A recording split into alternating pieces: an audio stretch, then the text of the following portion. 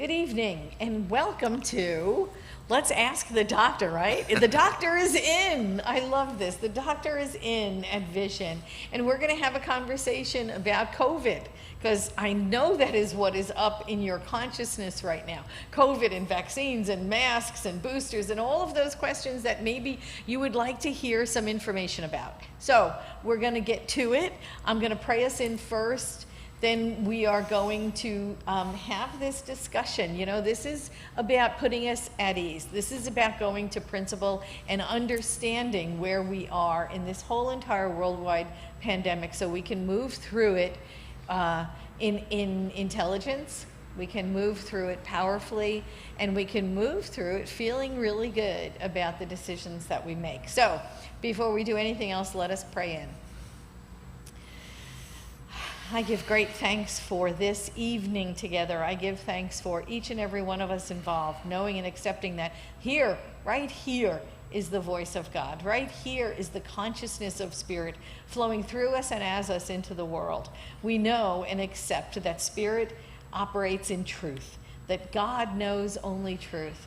And I know and accept that right here, right now, Spirit is expressing fully and completely. I give thanks for this time we get to spend together to pursue this consciousness of health and well-being and moving through this worldwide pandemic in safety and security, knowing that we are one with Spirit always. So I give thanks for this time we spend together. I allow Spirit to move before us, to run wild and free through this examination of consciousness, knowing that we are well, that we are whole, that there is one life. It is God's life. It is expressing itself right here and right now. I am so grateful, and so it is. And so it is. Amen. Amen. So here we are to have this discussion about COVID.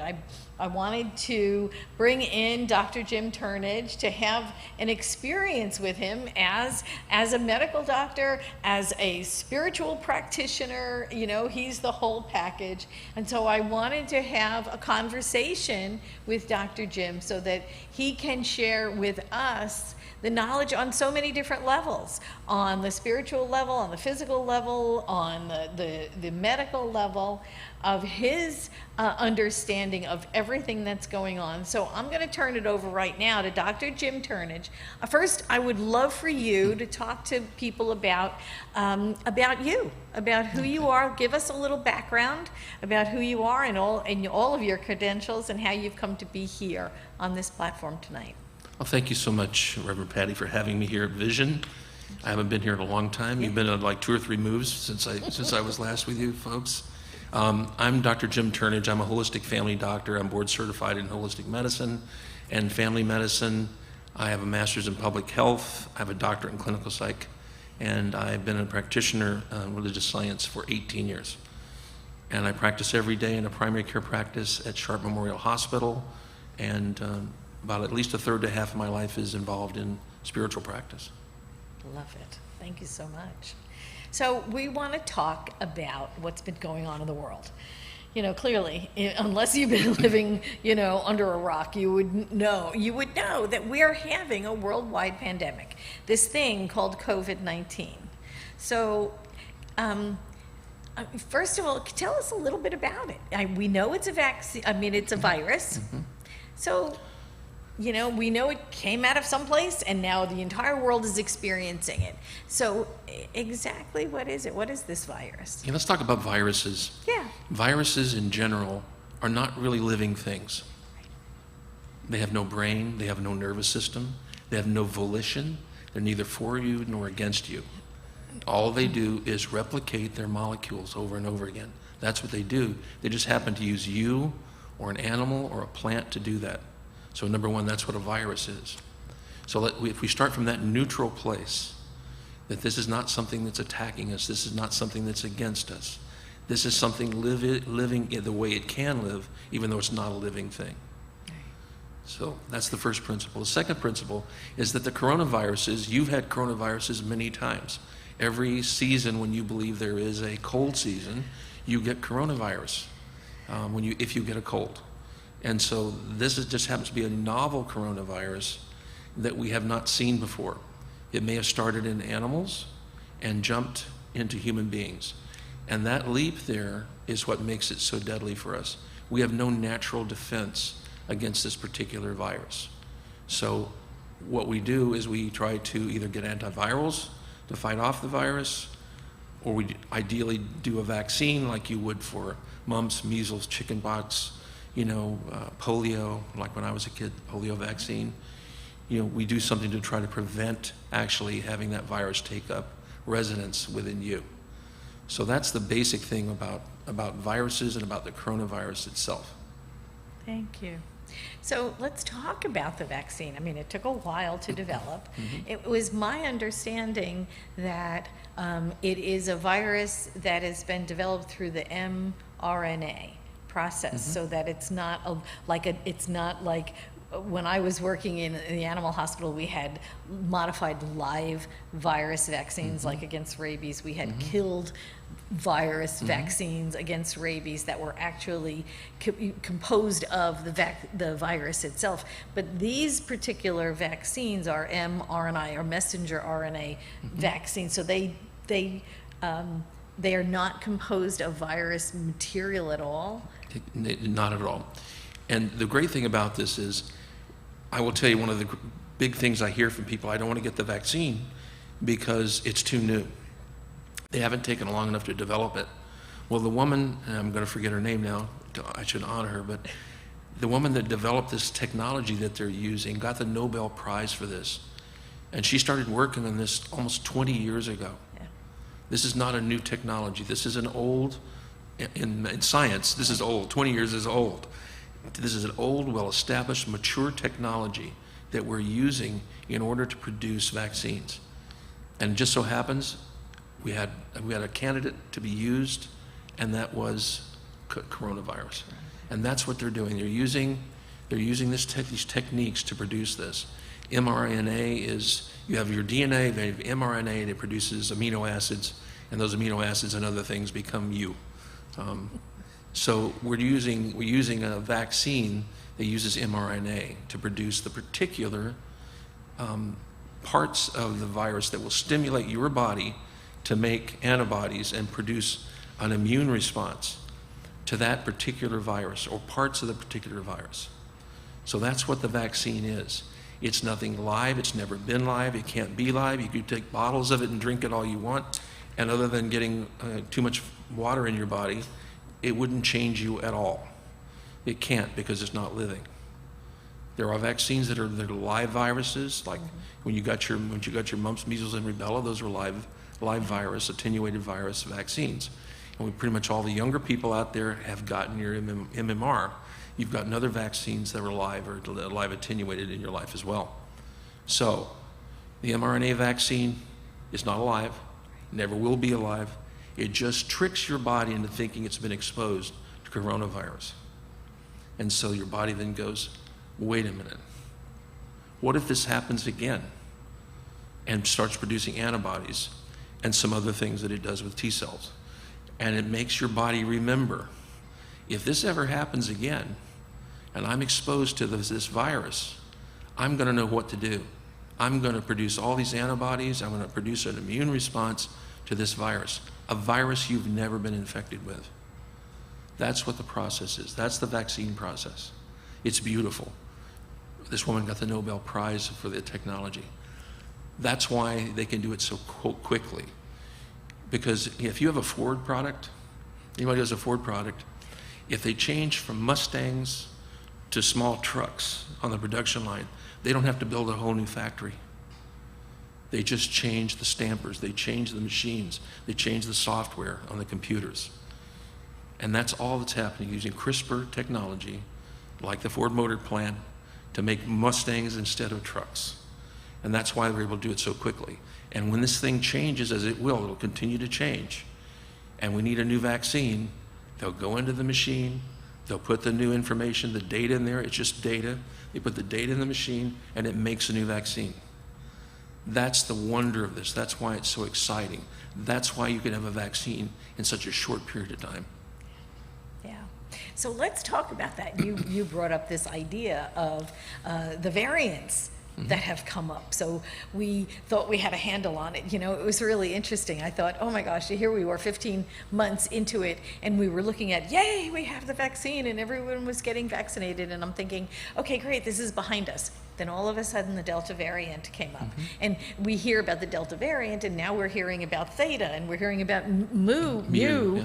And so it's like, oh my gosh, what does that mean to us? What does that mean to the population of us that have been vaccinated? And what does it mean to the unvaccinated population? And what is the difference? And how do we move forward from here? Yeah, this is basically just natural selection. The more infection we have in the community, the more likely the viruses that get around our immune system will continue, and they'll continue to make more of themselves. The ones that are taken care of by our immune system don't prosper. Only the strong survive and reproduce. Edwin Starr said that in a song, by the way. Only the strong survive. He didn't say and reproduce, but that's what happens. So the variants are the viruses that are able to evade the immune system. And so the more people that get infected, the more variants we have. The more people who don't get infected by using vaccines, primarily, and other measures we do, masks, hand washing, social distancing, all the things that we do. The fewer people that get infected, the fewer variants. The more we leave this thing just cooking in the environment like this, not only here, but throughout the world, you're going to have more variants, and we're going to have to continually be chasing all the time, having new vaccines in order to be able to chase the variants. That's all a variant is. It was the virus that knew how to evade the immune system, and it survived, and it makes more of itself. So the variants are developed within the human body as a result of being able to live in it? To live in the body. So we want to get vaccinated in order so we don't have people sick with the virus and getting more people sick with it so that they have time to mutate. If there are gamblers out there, if you just keep gambling long enough, you'll win.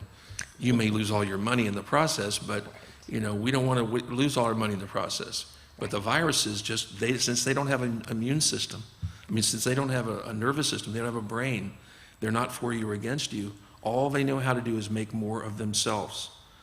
And so we don't want to give them the chance to do that. And we don't want the strong kid in the virus family to survive over and over again and make more of itself. Does that make sense? Yeah, absolutely. Yeah.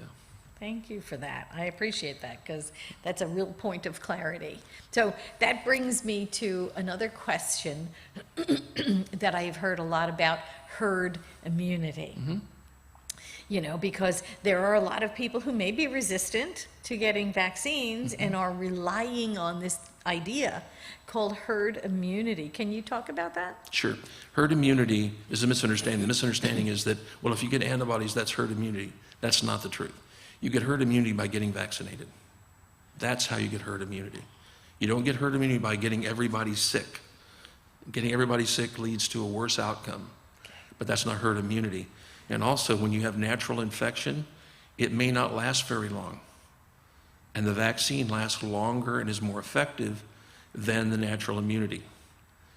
Many of you actually know this. Any of you who have had to go get in and get a tetanus shot, because did your tetanus shot from when you were a child last your whole life? No. It did not. You have to get it every 10 years. And we also know that when you get tetanus, you get TDAP. And when the AP is a cellular pertussis, pertussis, whooping cough. Whooping cough is very common in adults and teenagers. Why? Because the immunity wears off. From getting a natural infection, you have to boost it again with a vaccine. You get herd immunity by vaccination, not by getting sick. Nice. Thank you so much. Yeah. Thanks for clearing that up because I know there is a lot of information out there and there's a lot of misinformation. Exactly. There's a lot of, oh gosh, what do we call them? What did we used to call them? Like urban myths, wives' tales, right? About what's good and what's not good, what we can do and what we should do. May be different. So let's talk about that for a minute. What are the practical things? What would you advise, like your patients? What would you say if you want to protect yourself against COVID? What are the real practical things on an individual basis that I can do as I go throughout my day and just to be conscious and to protect myself and keep myself healthy. If I'm just taking care of myself, I follow the CDC guidelines. You know, I wash my hands, I maintain social distancing, I wear masks even more than the CDC says because I'm a higher risk patient because I have an underlying medical condition. And so I'm at a higher risk, so I don't take big chances. I take small chances. So stay away from crowded places where I don't know the immunity status. We're all vaccinated here today. Yeah. I hope all of you out there are vaccinated and are planning to do it or thinking about doing it. That's the first thing. Do the CDC measures, hand washing, social distancing if you don't know who you're dealing with, wearing masks, getting vaccinated. And getting vaccinated is key. If I'm talking to another person, I have to know several things. Number one, I ask them, are you vaccinated? And they go, no. And if they say it very, very strongly, no, then I need to just stage them. They're called the stages of health behavior change. And there are 6 stages of self-behavior change. And so you stage the person, you find out if he goes, I will never get vaccinated, that's ridiculous, blah, blah, blah. That person is called a pre-contemplator. They're not ready. And so what do you do for a pre-contemplator?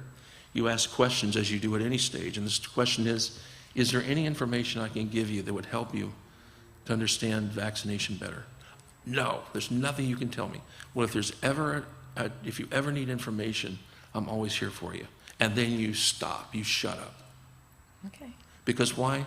They're a pre-contemplator. They're not even contemplating doing it. And the studies are very clear. You will not move them into the next stage, which is contemplation, by butting heads with them.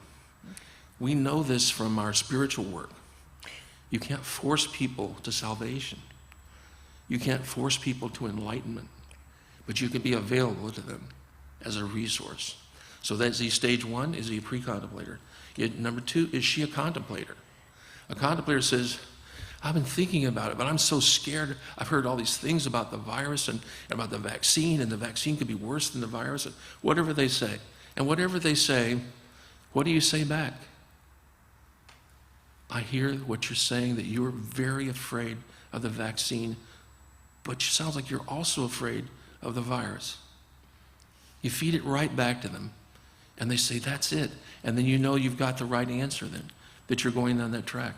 I said, I wonder how you would make a decision in this very difficult situation between those things, where you seem to be caught between 2 things that are not particularly attractive to you.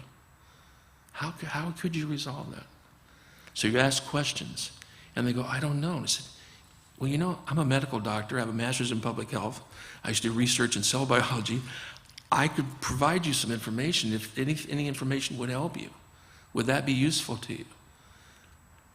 I don't know. No, I'm just not ready yet. Who would you normally listen to if you needed to get information that would help you make a change? I think my family. Wow, would you like me to talk with your family? Are they vaccinated? You see how this works? She's a contemplator. I go no further than where they are. That's a contemplator. So then somebody comes up and goes, yeah, I want to do it, but it's just so hard to get it. And I go, you want to get can I help you get the vaccine right now? Would it be helpful could I help you get the vaccine today? Well, today, and I go, yeah. Michelle, could you drive him over to the CVS? I'm going to call over there. Wow. Why? Because that's a person that is in the action phase. And we're preparing, there's another stage between preparation. And we're helping them do the preparation to get in the car, roll up their sleeve, and get the vaccination. Nice. So that's the action stage. What happens after you take an action sometimes, or you say you're going to take the action? Well, if you do, then you're in the maintenance phase.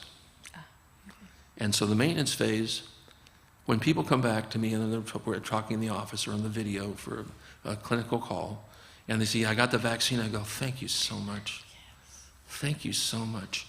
Have you talked to your family and friends? There you go. In other words, a set of questions. Have you talked to your family and friends? So all of you out there who've gotten vaccinated, particularly those of you who didn't want to get it, who thought it was a bad idea, please call your family and friends. If you're on social media, get on the social media and say, That damn doctor, man, he just kept beating me down till I finally, I just did it. I just, my arm was sore. I had fever for 2 days.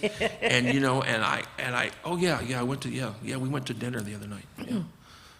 Yeah, inside, with masks, but we were inside. I want you to call every friend, every family. I have a patient in the hospital right now I thought would die. He was an anti-vaxxer. He got COVID pneumonia. He finally got the vaccine. He got the Johnson & Johnson one day before he got COVID pneumonia. And once I got in there, he goes, "Oh my God," he's a friend of mine as well. And I said, "What's wrong with you, man?" And he goes, I got it. He said, "But I'm sick now." And I go, Are you too sick to call your family? And he goes, "No." I said, "I want you to call your family. I want you to call your friends and tell them that you got the vaccine and you hope that they will too, so they don't end up as sick as you are." Use social proof. That's what this is, social proof. You have no idea the network. Some of you have hundreds, maybe thousands of Facebook friends, or you have friends on Twitter, or Instagram, younger people, Instagram. You have a huge network, and they listen to you, and they want to take action, but they're afraid. They don't want to be standing out from the crowd. You need to let them know you're not standing out from the crowd, you're in the crowd.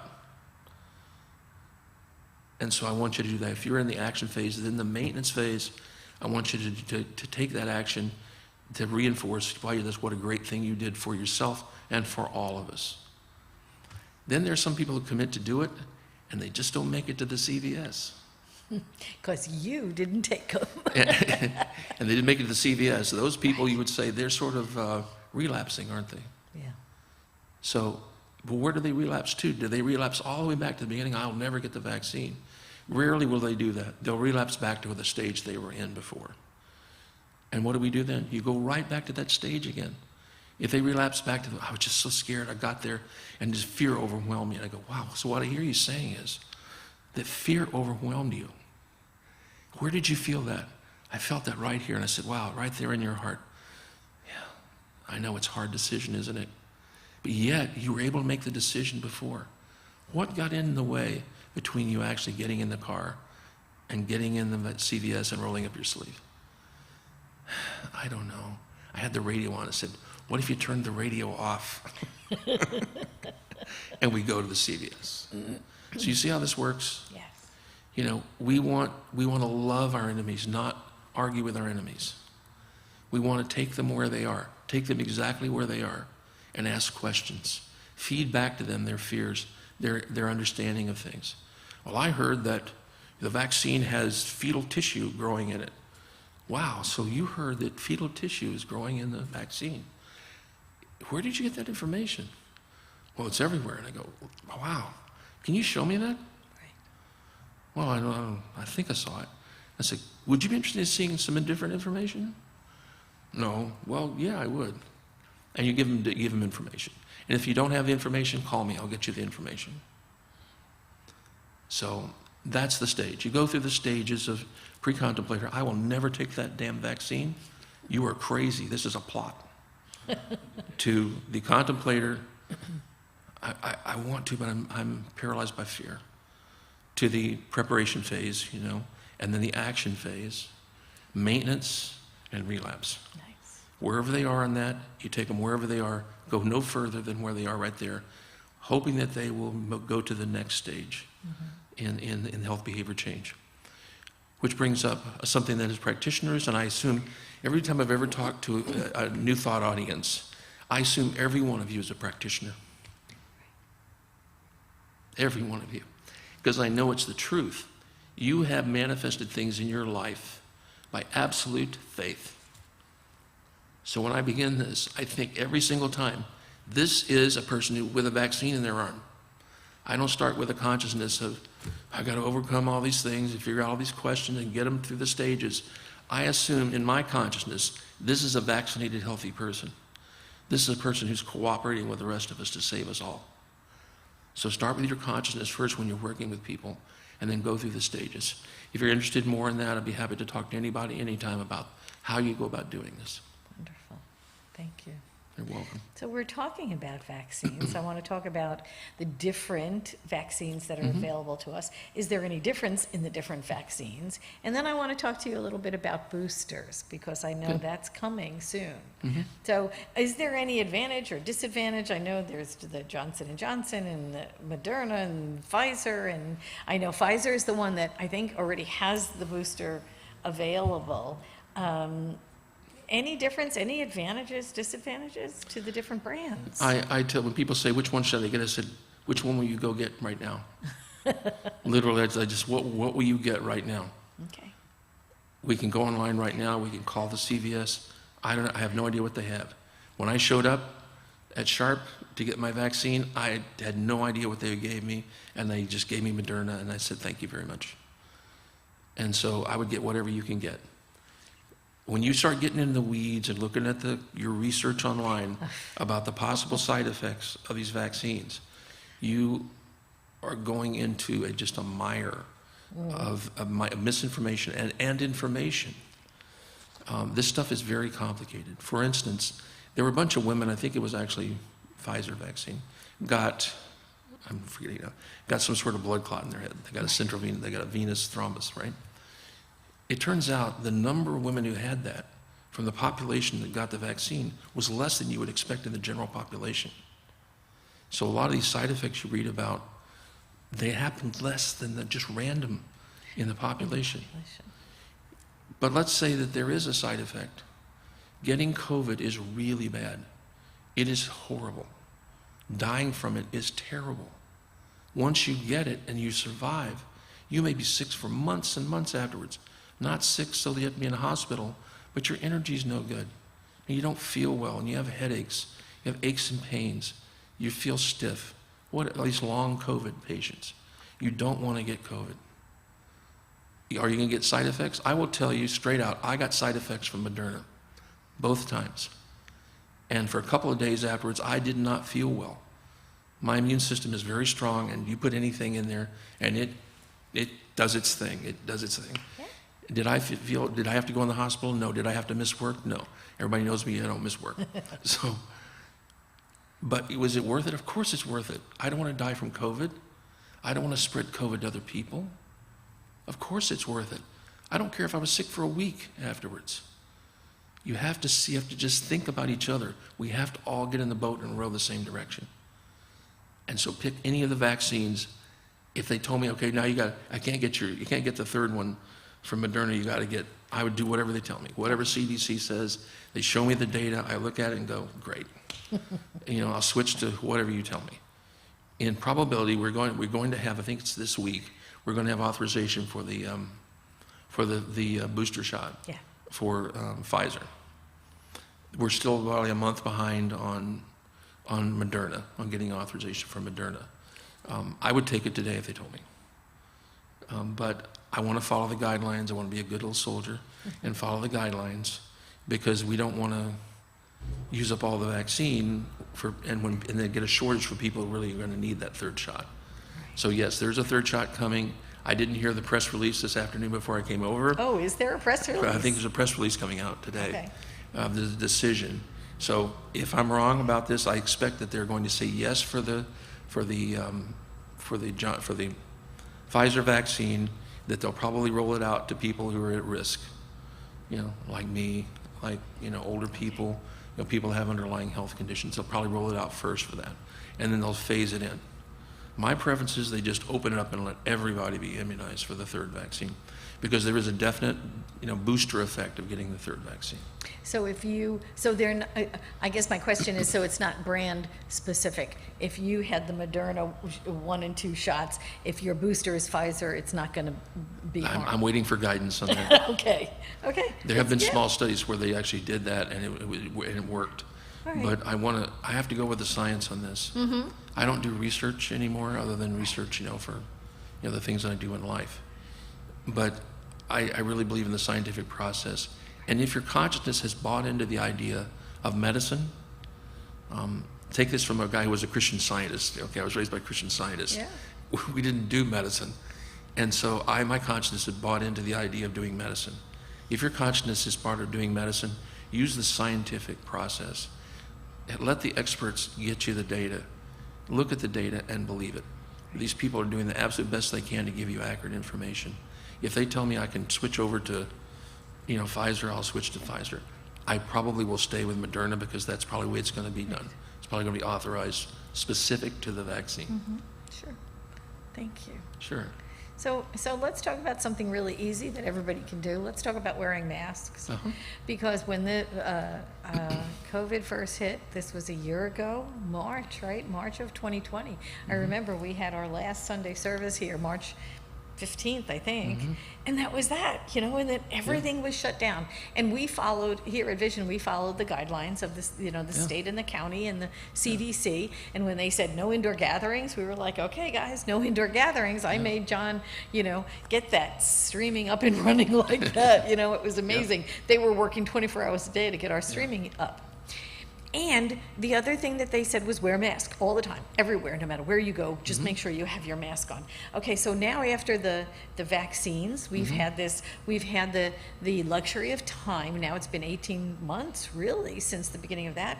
We've had our vaccines, we're wearing masks, we're not wearing masks. There are certain, companies that have guidelines. They don't have mandatory masks. So what is your opinion of this? Because when it was mandatory, we just wore them. That was it. Nobody even questioned it. We all wore masks. We didn't gather inside.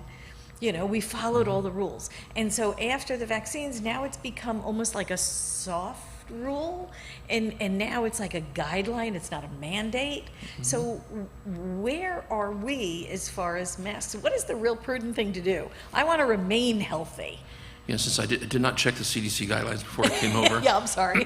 Or the Sorry state, to put the you on state the guidelines, spot. the county guidelines. Yeah. But what I do is if I go into a room, and we talked about this before I agreed to do this, I needed to know the immunization status of people I was going to be around. Yeah. If you don't know that, please wear a mask. Okay. And ideally, wear an N95. If you're going into a room where you may be within 6 feet of somebody and you don't know their immunization status, wear a mask. At least, one of these little, the little three-layer we all have. We surgical walked into the masks. room with them. Yeah. Yeah. But ideally, if you're, let's say you're over 65 or you have diabetes or you have other health problems, get some N95s, carry one in your car, And if you go into an unknown place with unknown immunization status, I would definitely wear a mask. I don't care what the guideline says or the mandate says. It's just prudent to do that. Good deal. Thank you so much. What else have I got here? Immunity. What else can we share? Do we have any questions, John? No. Paul's there. Yeah. Mm-hmm. Yeah. He was really talking about the boosters and whether they had to be brand specific and how we can protect ourselves moving forward from now. We get the vaccines. I don't know. I don't have the statistics of how many of Americans have been vaccinated, and from like what is our population and how many of us. But I'm pretty sure it's still under 50%. Yeah, and that's not enough. No. To get herd immunity, we need to be 75, 85%. We need to have a very, very high level. So, wow, that brings up a couple of things. That means we're not going to get out of the pandemic, right? That's what it means. Because we won't play the game, we're not going to get out of the pandemic. So a pandemic, the opposite of a pandemic is endemic, right? And we all know about endemic because there's a belief in a flu season. There's a belief that we have a flu season. And what are you supposed to do for the flu season? Every year you get a Flu shot. Right, except only 30-something% of people in San Diego do that. And so every year we have a flu season, if you believe in the idea of a flu season. In reality, the flu season is getting longer and longer. Climate change is happening, it's getting warmer. And the flu season, we used to not even give the influenza vaccine until, September, October. Right. When they get it to me in August, I give it immediately. And the last case we had 2 years ago before the pandemic was July. Wow. June, July in the hospital. So this, quote, endemic thing is getting longer and longer. if we don't get this under control, if we don't get ourselves under control and do the right thing for each other, you will have COVID all the time. Except it's at least 20 times more lethal than influenza. So if we want to get in the boat and row together and get out of the pandemic, we can do it through vaccination. The other things will help protect us individually, and try not to spread it to others by hand washing, masks, social distancing. Those things, are helpful. But the way out of this is vaccination. The other thing about the children, for those of you who have kids, are involved with kids, grandkids, the vaccine right now is 12 and up. We're not doing very well in vaccinating the kids. It's really, really important. Why? Because anybody who's had kids or been around kids, they're snotty and they're little germ factories. When I taught high school in Los Angeles, in South Central LA, and I never get sick. I hadn't been sick for like 20 years, and I was teaching high school, and I got sick all the time. I got impetigo, I got influenza, I got eye infections, I got little germ factories. That's what they are. Why? Because they're actually building up their natural immunity that they're going to have later on as adults. They're going to build up their own immunity. Right. But we're not ready for that. So the kids need to be vaccinated because they're perfect places for coronavirus to manufacture itself.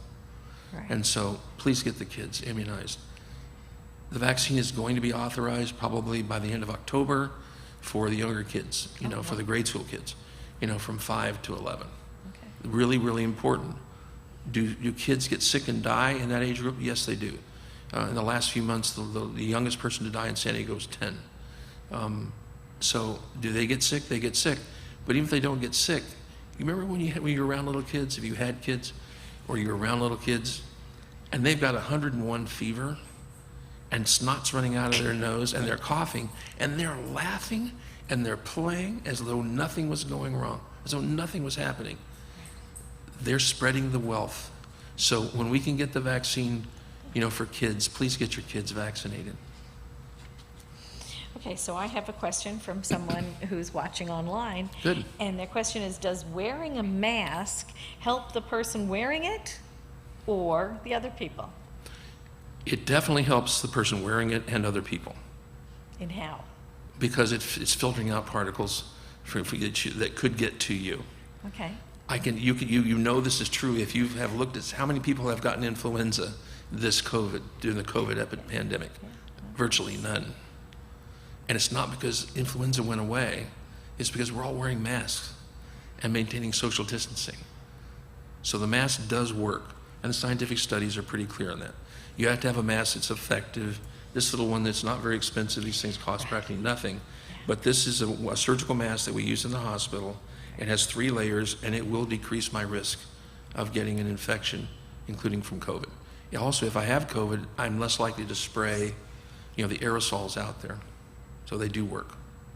So when all of this first started, when the worldwide pandemic, hit, and we were all, I don't want to say paranoid, but maybe hyper, attentive to all of the things that we can do. I remember the discussions about, getting your groceries delivered to the door, and we were all wiping everything down before it even came in the house. We had our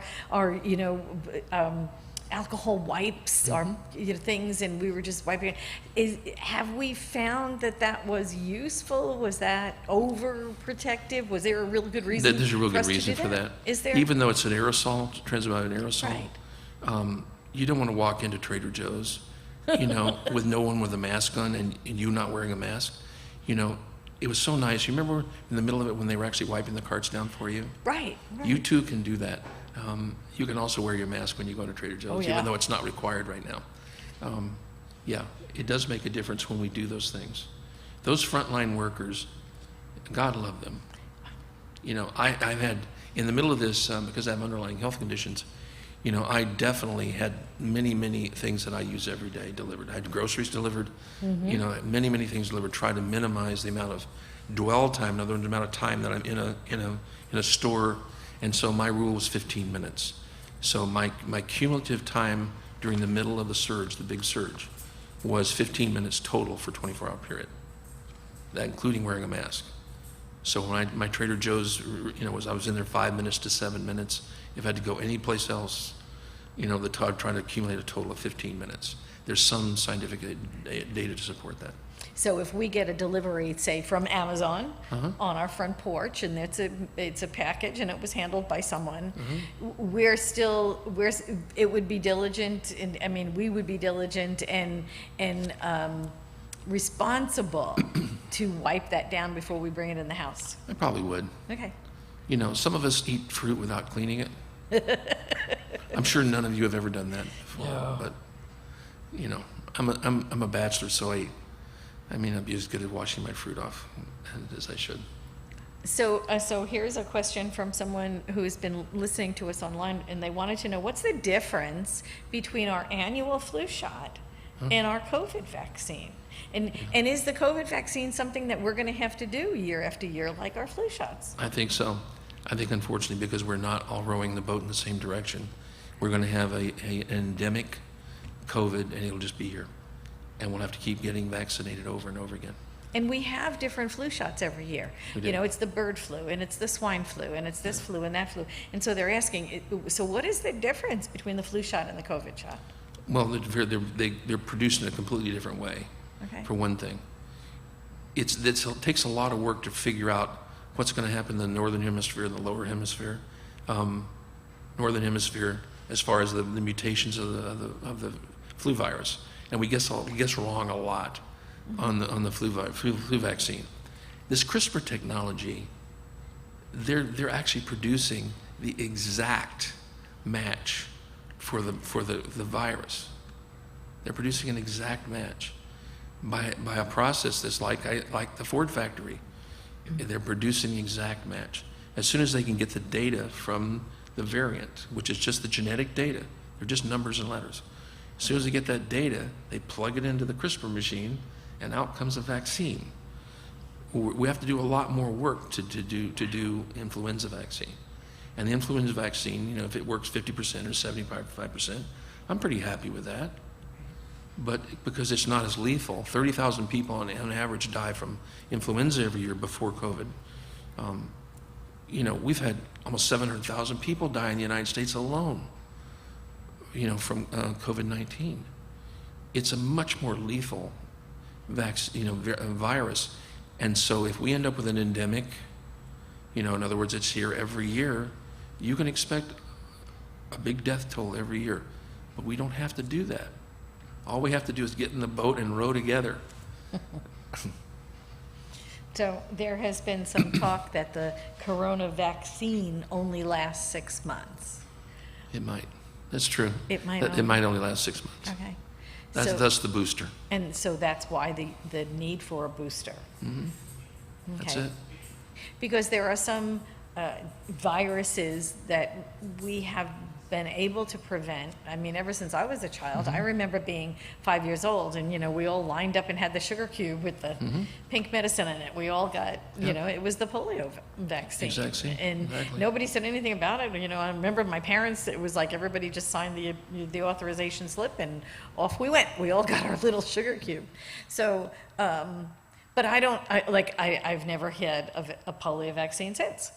So it's one of those things that we never had to have boosters for. Exactly. When I was a kid, I'm a little bit older than you, the first vaccine for polio was a shot. And then the next vaccine was the sugar cube, a live vaccine. Nobody, like you say, nobody questioned this. Before the vaccine, in my neighborhood in Dallas, Texas, in South Dallas, every year, some kid in your neighborhood got polio. Every year. Somebody you knew in your neighborhood got polio every year. In 1955, after the vaccine and immunization process started in Dallas, Texas, kids didn't get sick in your neighborhood anymore. Right. You got to go to the pool. You got to hang out with your friends. This is what we're looking forward to. That's why, yeah, back then we had more trust in government, perhaps. We had more trust in our parents. We did what our parents told us to do. They lined us up, we got the shot, and then we got the sugar cube, and we didn't worry about the fact that, that it was a live virus. A live virus, that when the little sugar cube, they put a little pink water on there. Yeah. There was a live virus in there, live attenuated virus. Did some people get sick and get polio from the vaccine? Yes, they did. But you know what? You don't see any more kids getting polio anymore. It doesn't happen. And it's because of immunization. And we can do the same thing with this, with a much safer vaccine. Just light years safer vaccine than polio. Yeah. I was, I read,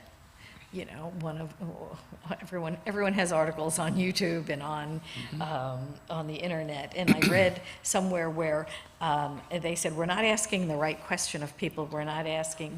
We are asking them, are you vaccinated or are you not vaccinated? When the appropriate question should be, how do you plan to become inoculated? Yeah. Because if you don't have the virus, if you don't have the vaccine, you'll get the virus. Is that true? It's not my approach. That's why I talked about the six stages. Right. Because we know from lots and lots of research that if you confront people, Right. That they become defensive and they're less likely to make change. But if you ask questions like, so you absolutely will never, what I'm hearing, you'll never get the vaccine? Mm-hmm. Is there any information that might change your mind? There's water. Yeah, thanks. Is there any information that might change your mind? We need to come from a loving place. Right. And say, you know what? In my mind, you're going to get the vaccine. I know you are. Mm-hmm. I can see you getting it. I can see you healthy. How am I going to do that? I'm going to approach you where you are. If you're living in lots of fear and uncertainty, I'm going to feed back to you. Boy, I hear your uncertainty. I hear your fear. I'm going to say right back to you what you said. I say, I understand. What can I do to help you? Right. What can I do to help you? And this is one of the challenges that we're facing right now is the information and the misinformation that is out on social media. Mm-hmm. And people will just grasp onto that and say, yeah, this is true. Let me just run with that. There is someone on YouTube saying COVID is a mild to moderate virus according to the WHO. Is this true? It's not true. Okay. I mean, I don't have the data. I can quote you the articles right now, but it's just not true. And here is someone else from listening at home asking, why the CDC recommended against wearing masks in the very beginning of COVID, and was this because they wanted to make sure that they had enough masks for the health professionals first before they advised everybody to wear one? I don't actually know the answer to that. I've heard that said that they were afraid that our supplies were too limited. Right. And I will tell you, in the hospital, we were running out of personal protective equipment in the beginning. So the N95s? Yeah, we were wearing. You wouldn't buy a plastic bag that was as poor as what we were having to wear for gowns, and with COVID patients, you wouldn't buy a plastic bag for your house. But we had to have something. And so, yes, they probably made some decisions, to have the supplies go out in an orderly fashion. But I wasn't on the inside of that. I don't know if that's been verified or not. Mm-hmm. But remember, science changes. That's what science is all about.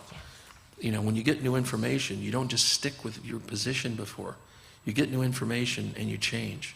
I'll give you an example of that. I don't know how many of you have taken hydroxychloroquine out there. Hydroxychloroquine is a wonderful drug. And it's an anti-malarial, to help you with malaria. And it's also used for people with arthritis. And it has some serious, dangerous potential side effects. So you go through medical school and you learn those things, and you have to use this drug with people, and you are very cautious with it. But when it came out that this may be effective, and people were hawking this as being effective, I didn't just go, no, that's ridiculous. I looked at their information. I looked at what they were citing. Right. I looked at the studies they were citing, and those studies were defective. They were not giving you the true picture. And on the other hand, when you look at studies that showed it was ineffective against the coronavirus, that it did not work, And it potentially exposes you to things like having a lethal heart rhythm problem, to have other problems from the drug. So I don't just assume that when you give me information about COVID that is right or wrong. I looked at the information. There's another drug that's being promoted right now, we might as well get to it, ivermectin. Ivermectin is to kill parasites, usually in animals. It can be used in humans as well. It does it by paralyzing the parasite. It changes the electrolyte balance of a chloride across the membrane in a parasite. And so they get paralyzed and they die. This doesn't seem logical to me. It's something I'd want to take, to kill COVID. Did I just say, no, that's ridiculous? I did not. I looked at the data. I looked at the studies. And one of the studies in particular was fraudulent. And it was pretty obvious it was fraudulent, but I still looked at the data. I looked at the data itself. I looked at what they said. We can't be hidebound and just say, well, once we make a decision, we have to be right. We don't have to be right. We have to learn and grow.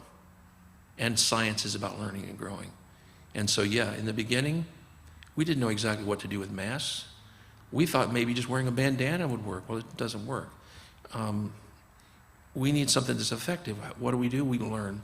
We find out. We do studies. We try to find out what works and what doesn't work. And we do move toward truth and away from things that are not true. Thank you. Sure. So moving forward, I have a question here. Moving forward, do you see combining both COVID and flu shots in the future? Like when they say, it's cold and flu season, don't forget to get your flu shot. Yeah. Do you see a future where perhaps the COVID and flu shots become a standard? I have a rule. I'm always hopeful. I'm optimistic when I can be, and I always do my best. I'm hopeful that we will not have an endemic COVID, that we will row in the boat together. However, I'm not optimistic because of the realities of what are occurring. And it could end up being that we administer them together. It could be.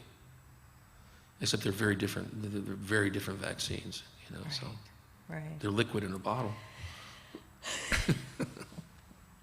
So we're kind of coming to the end of the hour. Yeah. What do you want to leave us with? Number one, stick to principle. This is a religious science of mind church, a center for spiritual living. Those of you that are involved in New Thought, stick to principle. We're here just for a short time on this planet, and let's do the best we can, and remember that all is well. Stick together, get in the boat and row the same direction. Don't criticize your enemies, love your enemies. We know that will help them change if they can change. And I know it will change you as soon as you do it. And that's all I have to say tonight. I love that. Thank you so much. I appreciate it. Thank you, Dr. Jim Turnage, for sharing this evening with us. Loads of information to take back, loads of information for people to really take into their meditation, take into their contemplation, and really weigh moving forward from here. What is the right thing for them to do? What is the right thing for us to do as one? Because we know God is one, and we are that. We know at the root we are one, and so what is good for me is good for you, and the same is back, right? What is good for you is good for me, and we're all in this together. Yes. Amen. Amen.